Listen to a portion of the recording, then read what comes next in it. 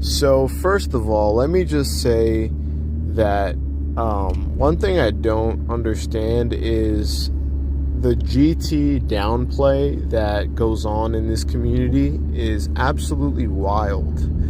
And what I think what I really don't understand is the fact that Dragon Ball Daima was inspired by GT because Akira Toriyama liked GT, and eventually, I mean, he wanted to make his own version. As much as he liked it, he wanted to actually make his own version of GT, which is completely fine. And I'm pretty sure that the studios or his editors or whoever at Shueisha or Toei probably coerced him a little bit, like they've done before in the past, to probably pitch the idea to him and make him do it in a way, because most of the time the ideas that Akira Toriyama comes up with are usually ideas that were given to him by someone else, and then he follows through with it and adds his flavor to it.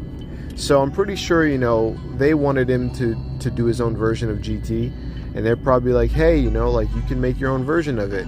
And the thing is that Akira Toriyama was actually a fan, and he enjoyed a lot of the stuff that was in GT. So much so that he has a poster in his room of Super Saiyan 4 Goku.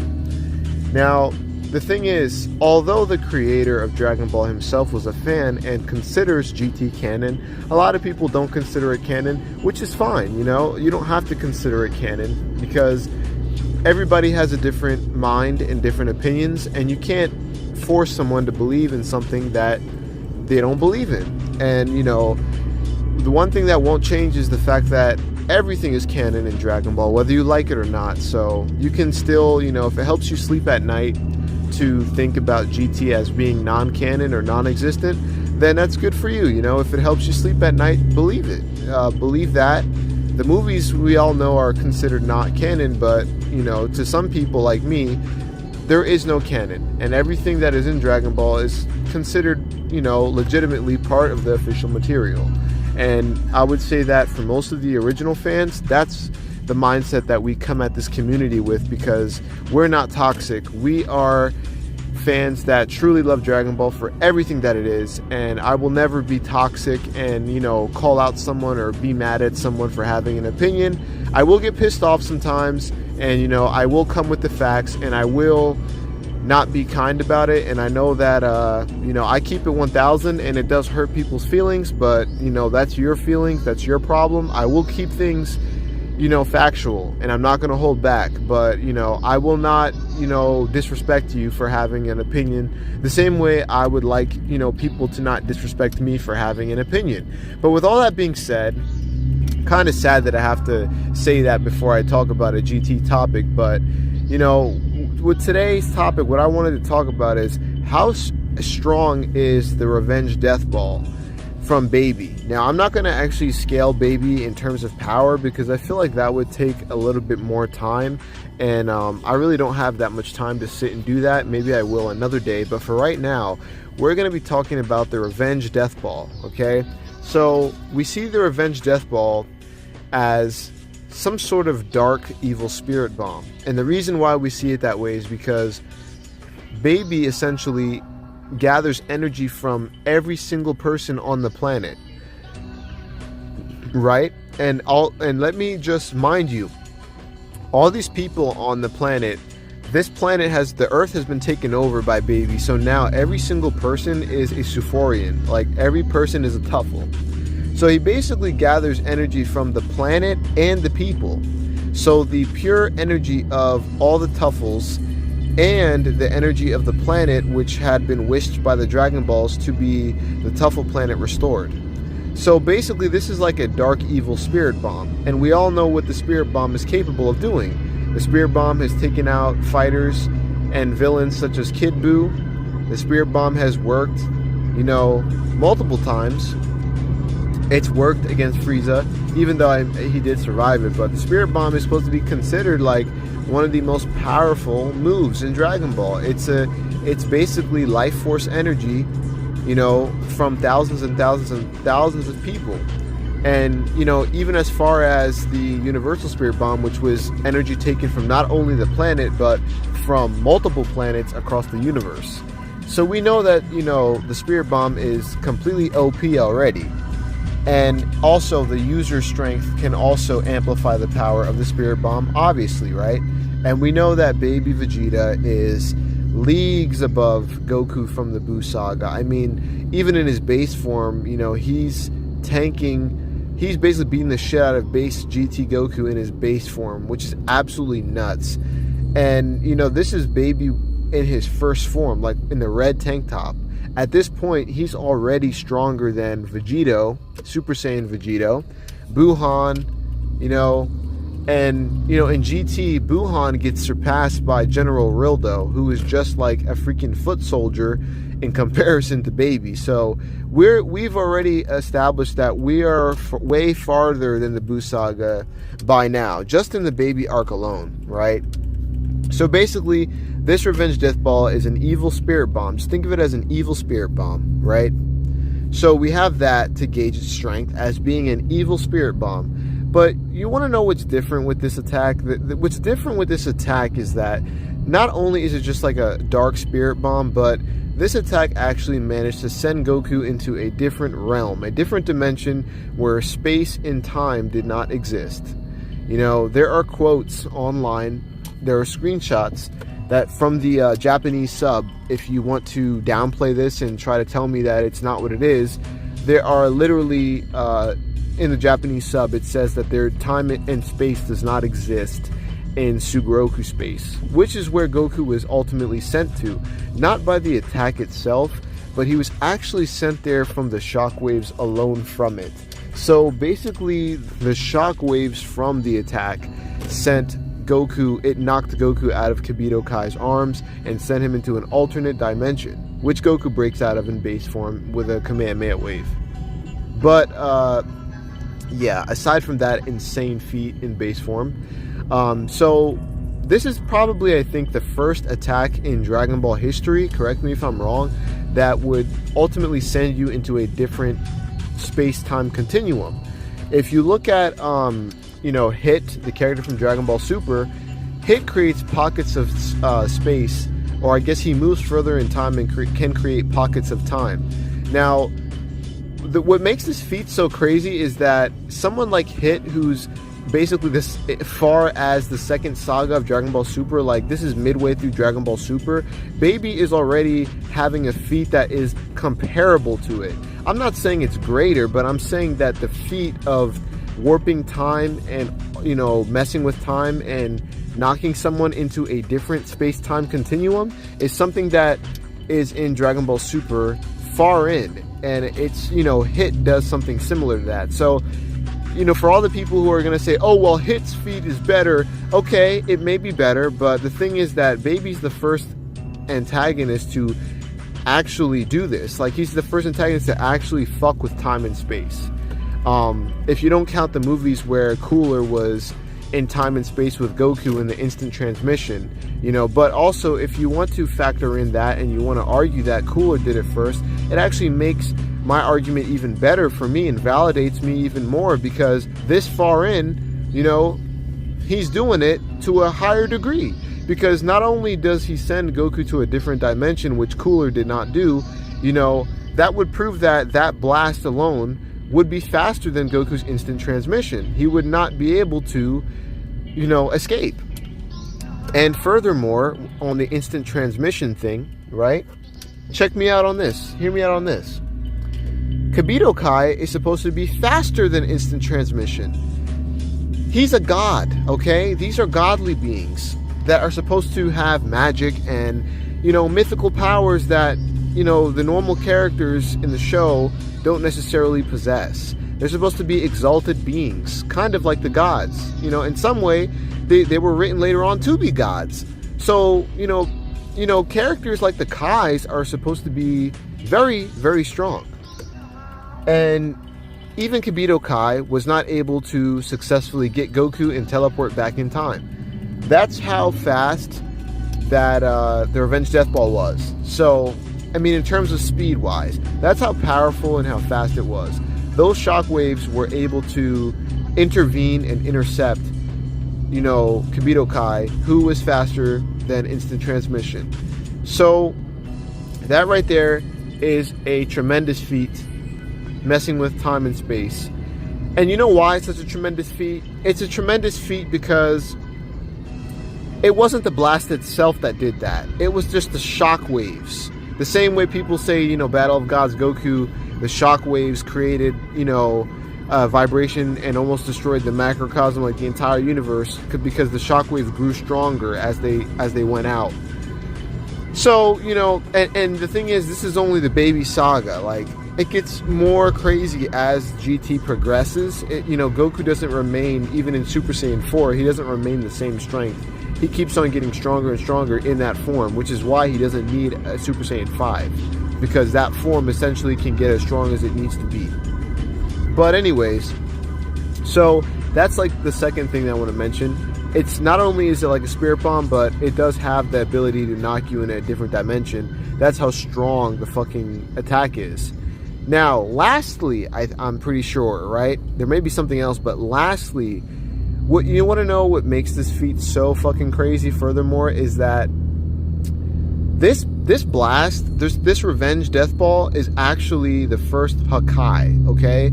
This is not a glaze, this is not a reach. So we know that the Hakai is supposed to completely erase your atoms, and it's supposed to basically erase you from existence to where you can't be revived again. That's what the Hakai is. It completely erases you, which is why it wasn't used in the Tournament of Power, because it's an OP move. The Hakai is essentially what Beerus, you know, the Destroyer, the God of Destruction, uses to erase universes. And correct me if I'm wrong, I don't think they can be wished back, but being that the dragons are so OP, I'm pretty sure they probably can be wished back, because it's the power of like magic and a wish. So I'm not sure about that, but the thing is that Baby states in the Japanese sub that this Revenge Death Ball is so fucking powerful that it will erase your atoms. Down to your atoms, it will erase you, and you will never be able to be revived again. Now, that implies that you would not be able to be revived with the Dragon Balls either. So, technically, if they were able to restore universes that were destroyed by the God of Destruction in Dragon Ball Super, that would mean that Baby's Revenge Death Ball, when it hit, not only would it destroy your atoms like a Hakai and completely wipe you out to where you wouldn't go to Otherworld, but essentially, you know, you might not even be able to be wished back to life by the Black Star Dragon Balls or the regular Dragon Balls, for that matter.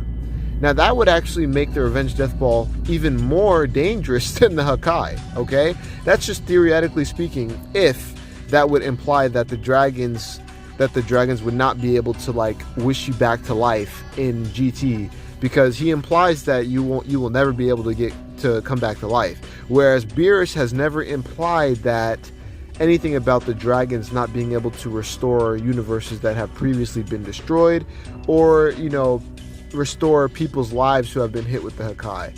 So that is one thing I never hear people talk about, is the fact that, you know, that's never mentioned. Like, Beerus never mentions that you can't be revived, but yet Baby Vegeta, Super Baby, does imply the fact that you may not actually ever be, well, you will not ever be able to be revived if you get destroyed by it, right? So that's the last thing that I wanted to cover, because that's one of the things that people forget a lot, and they try to really lowball GT so much. And the thing is that when you have statements like this and feats like this in the first real arc, considerably, right, the Baby Saga, how can you sit here and say that GT characters are weak when this is only the Baby Saga and they're already doing shit like this? You know, albeit it wasn't really animated the best and the choreography wasn't the best, and it could have used a better, much more polished animation. Well, honestly, the animation is better than like a lot of Dragon Ball Super, but you guys get what I'm saying. You know, GT wasn't really meant to be a long, drawn-out series. It was just kind of meant to be an extended ending to Z, because Akira was already finished and he kind of didn't want to deal with deadlines. So, you know, he basically just gave permission over to Toei so that he wouldn't have to deal with deadlines anymore. You know, it wasn't really meant to be a long continuation. Even, you know, Toei themselves said that they wanted GT to be just like a final They wanted Z to just go on for a little more, and they wanted GT to be like a little final touch onto what they had. And, you know, that's one of the reasons why we have such a great, you know, ending, an emotional ending that people love with GTs, because Toei's heart was really in the right place. I just think that, you know, they probably should have, you know, paid more attention to detail, and they probably should have got Akira Toriyama's editors a little bit more involved than they were, because when they were involved in Z, we got really good stuff. But yeah, the Hakai was basically a thing before Beerus, and the Hakai was basically originally the Revenge Death Ball. Now, also I want to add this, right? This is where things get so fucking wild to think of, to the point where it almost becomes a little bit nonsensical, like a lot of the DBS scaling, is the fact that Baby Vegeta gains the boost of the Great Ape, okay? He gets the same multiplier that Goku got in Super Saiyan 4, times that by the amount of Bloods waves that Bulma, you know, fucking hit him with. So basically it put him over Super Saiyan 4 because he got, I think it was like, I forget how many times the amount. I guess it was like 10 times or more the amount of the normal Bloods waves you're supposed to receive to turn into a Great Ape. And he's actually bigger than the Golden Great Ape that Goku transformed into. He's actually bigger than that Great Ape, and he's stronger than Super Saiyan 4 Goku. Now, the multiplier here can be considerably large, because if you look at it, he's actually beating the shit out of Super Saiyan 4 Goku, who was actually thrashing him before that, okay? So this multiplier is an insane multiplier, this Golden Great Ape multiplier. It put him over Super Saiyan 4, okay? Now that we have that established, he launches another Revenge Death Ball.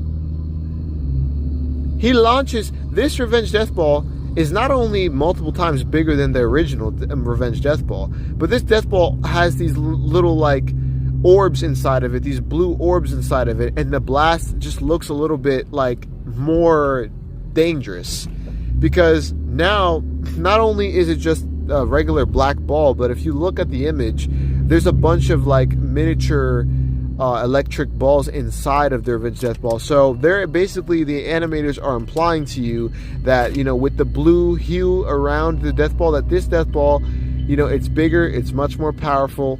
So it's even much more powerful than the regular Death Ball that we just talked about, okay? Times, however, 10 times, I would say, or more than the original Death Ball. And it's launched at Super Saiyan 4 Goku. And what does Super Saiyan 4 Goku do? He absorbs it. He fucking absorbs it into his Super Saiyan 4 form.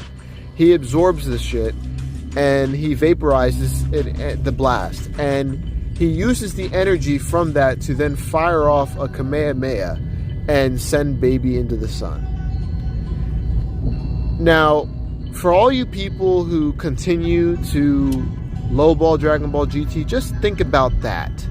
Think about what I said in this video. If you're still here, if your ego wasn't hurt too much, think about how fucking crazy that sounds. Think about how crazy it sounds that this character, Baby Vegeta, Baby, is that powerful.